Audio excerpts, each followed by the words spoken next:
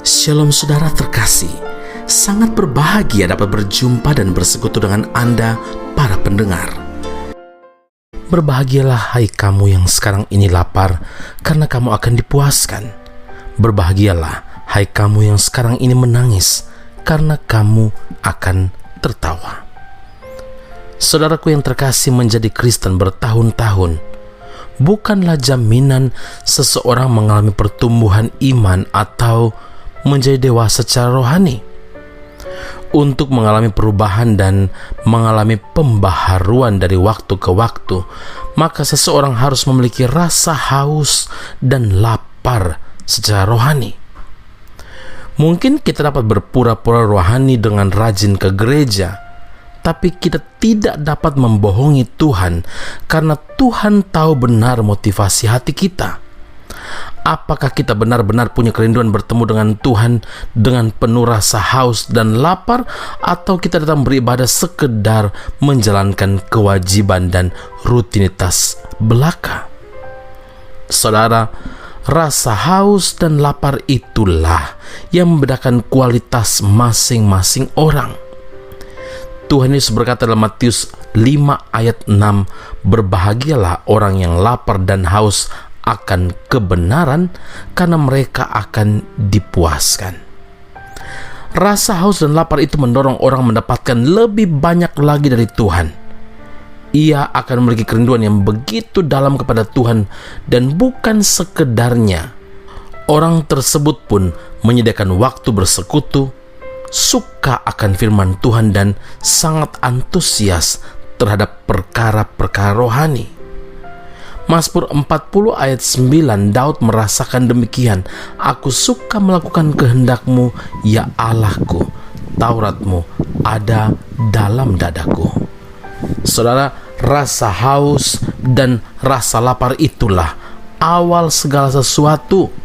Lapar menyebabkan orang menjangkau sasaran yang lebih tinggi, menjadi agresif secara rohani, melangkah dengan segala upaya dan segenap keberadaan kita untuk menangkap setiap kesempatan yang berasal dari Tuhan. Layaknya tentara militan yang sedang berperang, dia rela berkorban apapun, tidak takut musuh demi satu tujuan, yaitu meraih kemenangan. Sampai kapan kita harus merasa haus dan lapar akan Tuhan, saudara? Sampai rasa haus dan lapar itu terpenuhi dan terpuaskan oleh Tuhan. Bagaimana mengembangkan rasa haus dan lapar? Mungkin kita akan bertanya demikian. Caranya adalah melalui latihan rohani, sehingga roh manusia batiniah kita ikut berkembang. Otot tubuh jasmani kita saja semakin kuat dan berkembang ketika kita rajin melatihnya. Begitu juga tubuh rohani kita, dan hal itu memerlukan kedisiplinan yang sangat tinggi. Karena itu ingatlah, untuk mendapatkan hal yang lebih dari Tuhan, maka kita harus memiliki rasa haus dan lapar akan Dia. Amin. Mari kita berdoa. Bapa di surga, terima kasih Tuhan untuk pengajaran dari Tuhan yang sangat penting bagi kami dalam mengiring akan Tuhan.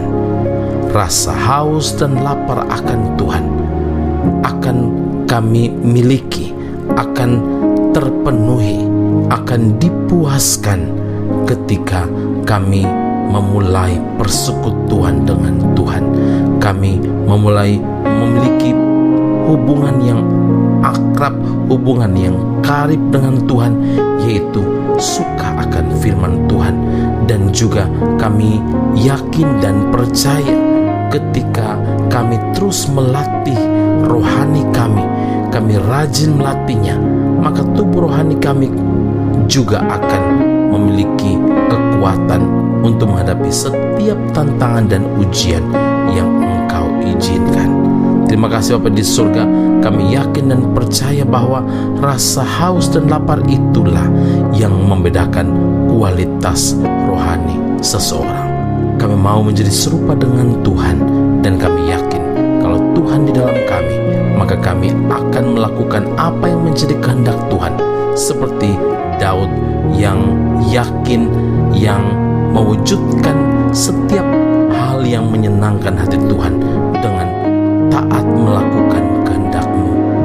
Biarlah hidup kami juga dipenuhi dengan kasih-Mu, dengan Taurat-Mu, dan kami melakukannya dalam kehidupan kami hari lepas hari. Di dalam Kristus Yesus Tuhan dan Juru Selamat yang hidup, kami berdoa dan mengucap syukur kepada Bapa di surga. Haleluya.